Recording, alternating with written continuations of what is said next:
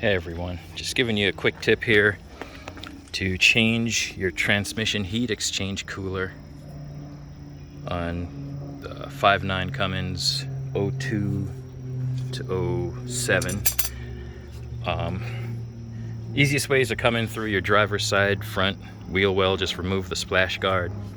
Here's the heat exchanger. It sits right up back there against the side of the engine, just behind your filter, your fuel filter housing. The easiest way I found is just remove this. A few people have called me over the past month asking me about it, and so I figured I'd just make a video. You're just gonna remove your splash guard, go in through. Long extension is the best way for the two lower bolts. You're gonna get through here, gonna get through there, right? And then for the upper bolts, let me give some light here that retain it right there. 6 to 8 inch extensions, pretty much your easiest way. Now you're gonna find when you remove the nuts, or you attempt to remove the nuts, after a while it's just gonna, the whole bolt, everything's gonna spin.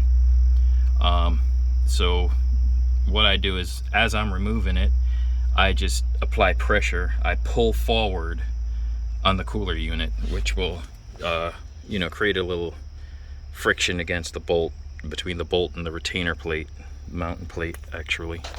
And when you do that, you'll be able to back those nuts off without a problem. I use power drive ratchet because it just makes it easier. It's quicker than trying to turn it manually and pull the transmission cooler at the same time. What's going to happen when you remove those, the bolts are going to fall down behind the bracket, so you might want to use a magnet. You're going to have to use a magnet to get back there to grab the bolts and set them back in place. All you're going to need for this is 2 7/8 wrenches. As I said, a long extension. It's about I think it's a 20-inch extension, but you won't need it that long. Even an 18-inch 16 might even work. Bird beak pliers, that works best for the spring clamps. 45-degree angle, as well as a channel lock. And pretty much you'll be able to rip that bad boy out, no problem. And when you pull the cooler, well, of course you're going to remove the lines first. Make sure to do that.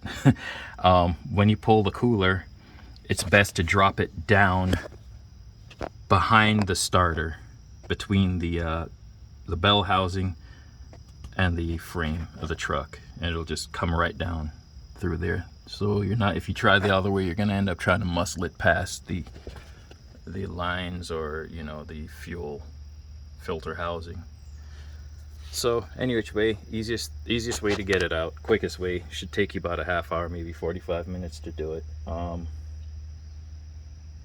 When you are remounting the new cooler, the bolts are going to